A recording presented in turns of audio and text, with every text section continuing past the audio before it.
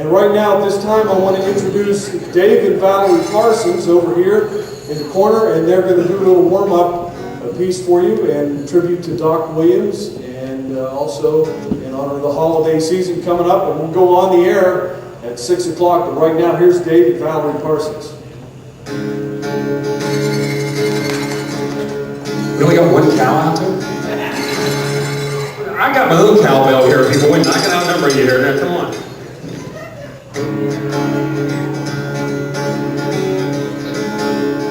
I know y'all were standing out there and it started to snow a little bit, so just thought we'd let you know that we picked this song especially for that occasion. No, actually, we picked this song when they were saying it wasn't going to snow. So I'm very sorry.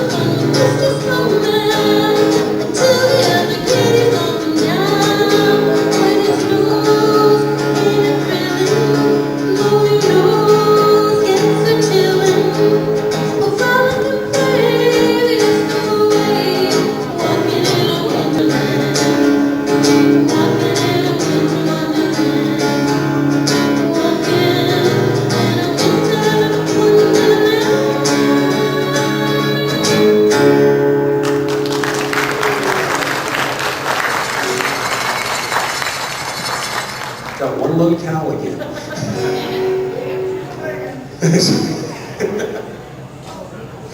Oh, thank you guys so much. We hope you guys enjoy your evening here at the Wheeling Jamboree. How many of y'all have been to Jamboree before? Not here, but at the Wheeling Jamboree. How many of you guys have been there? All right, most of you. Well, I want you guys to know that they wanted, Dave and I had talked about doing this little thing on the Cowboys and the guys who were the folks who started the Jamboree years ago, folks like Doc Williams, and this is my only Cowboy shirt. All right, and for those of you on the internet right now that are looking at this, this isn't deep pink, okay? And there's a reason I'm wearing this, okay? And most of you should know why. 25 years ago, I won this on a game show called Fandango. And y'all ever heard of Fandango? I thought you did. And I went in. Whispering Bill and me just went back and forth and I lost.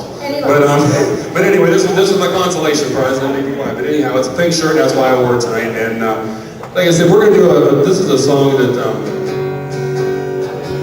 this is a Christmas song that I found was in the style of Doc and Chicken here, and it's a story song. Most of the songs that all the folks back in that era did were all kind of story type songs, and this is one of them. So y'all hang on, fasten your seatbelts, and see how this goes here. It was a week before Christmas when she sat on Santa's knee,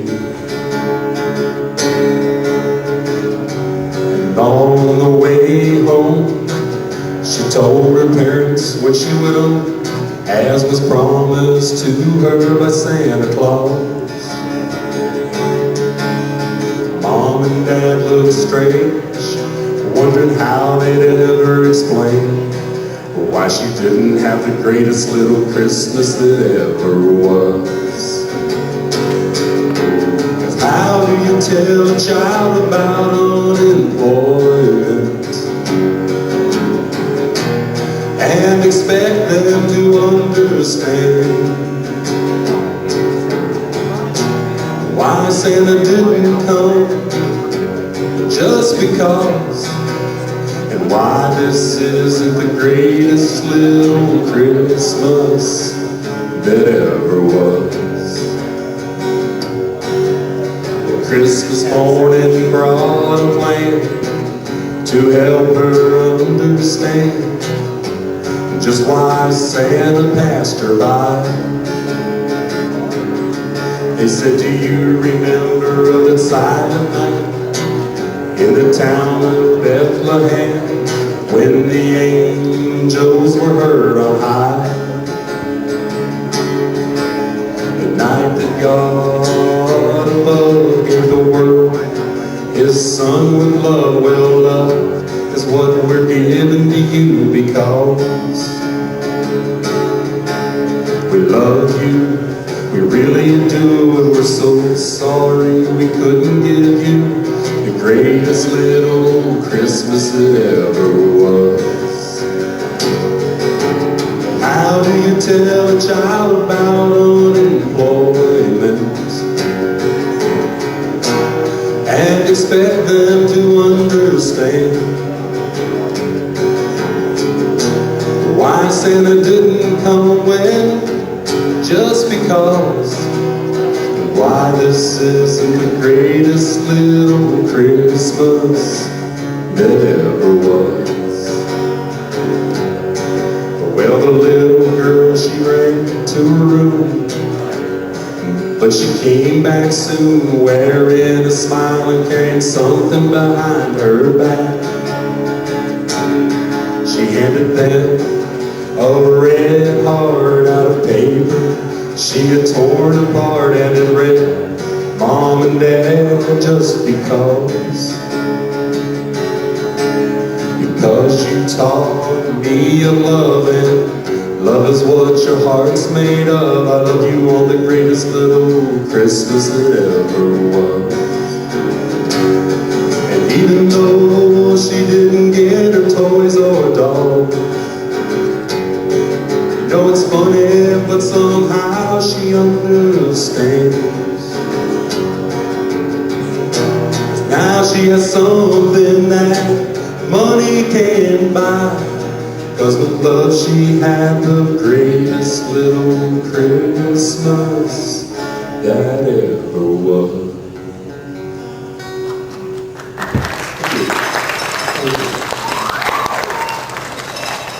Oh, I like that. That was nice. Who did that? That was cool. Somebody make it. Same way with the cowbell. Dave, she's gonna be trouble. I'll tell you now. The lady doesn't know. I'm kidding, honey. Where are you from? Ohio? That's a long drive. Thank you, guys. Who else is not from this area? Oh, everybody, great. Y'all came in great. We're gonna have a long pre-show here.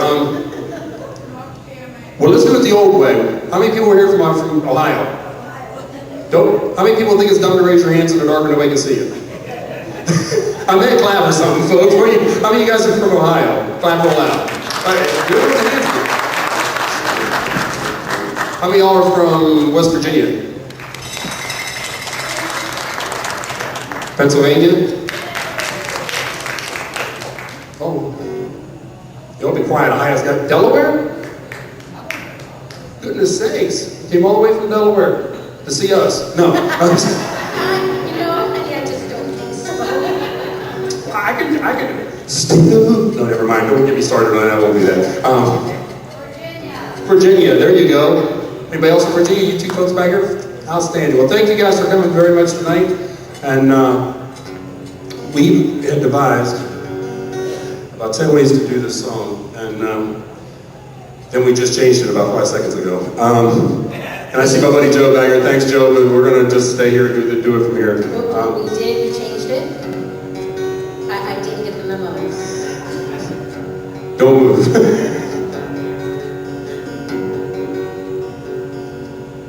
This is is another story song here, and I think you guys might have heard this before, but we're going to try a little bit of this. This is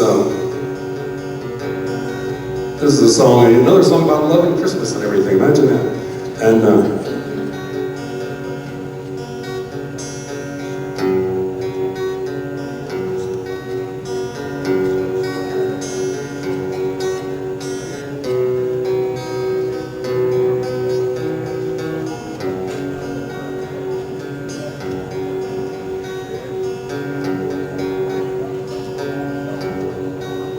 did you see it?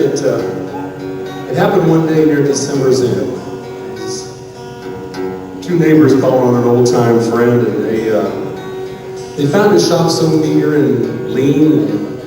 It was made gay by 1,000 boughs of green. Conrad was sitting there with his face shining, and he stopped right in the middle of a stitch of twine, and he said, "You know, friends, at dawn today, while the rooster was crowing the night away,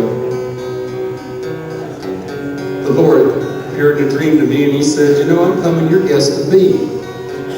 And Conrad said, "So I've been busy with feet astir, and I've been strewing my shop with lids and fur, and the table was spread, and the kettle was shining, and over the rafters the hollies twined, and well, I'll wait for the Lord to appear. And I'm going to listen real close so I'll hear when he gets close to my door."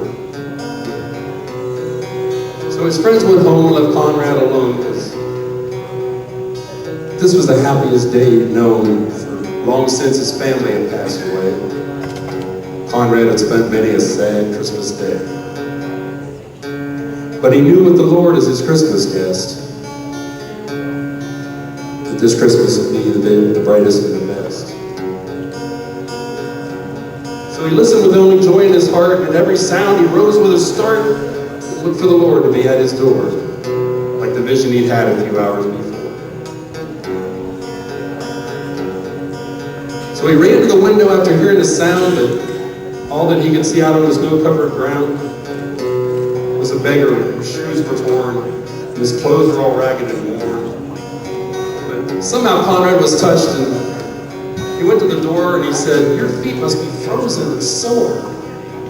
You know, I have some shoes in my shop for you, and I have a coat that will keep you warmer too." So with grateful heart, the man went away. And Conrad noticed at the time of day, and he had to wonder what made the Lord so late, and how much longer he was going to have to wait. When suddenly he heard a knock, and he ran to the door, and it was only a stranger once more. It was an old lady with a shawl of black, whose bundle of kindling was piled on her back. She said, "Can I just have a place to rest?" But, you know, that was reserved for Conrad's great guests. But there was something about her voice that said, "Please don't send me away. Just let me rest for a little while on Christmas Day." So Conrad brewed her a steaming cup, and he told her to sit at the table and sup. But after she left, he was filled with dismay, for he saw that the hours were slipping away. And the Lord hadn't come like he said he would. Conrad felt sure that he misunderstood. And out of the stillness, he heard a cry, "Please help me and tell me, where am I?"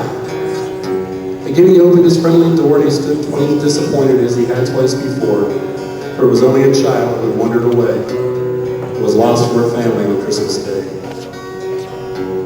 Again, Conrad's heart was heavy and sad, but he knew he should make the little girl so glad, so he went back in and he wiped her tears, and he quieted all of her childish fears. Then he led her back to her home once more. But as he entered his own darkened door, he knew the Lord was not coming today, for the hours of Christmas had passed away. So Conrad went down and knelt down by his bed to pray, and he said, "Lord, why did you delay? What kept you from coming to call on me?" "Because I wanted your face so much to see." And soft in the silence, a voice he heard, "Lift up your head, for I kept my word." 3 times my shadow crossed your floor, and 3 times I came to your lowly door. Because I was the beggar with bruised cold feet. I was the woman you gave something to eat. and I was the child on the homeless street. 3 times I knocked and 3 times I came in. Each time I found the warmth of a friend. Of all of the gifts, love is the best. And I was honored to be your Christmas guest.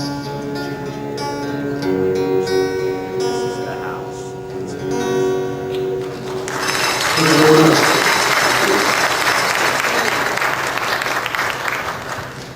He was supposed to come back.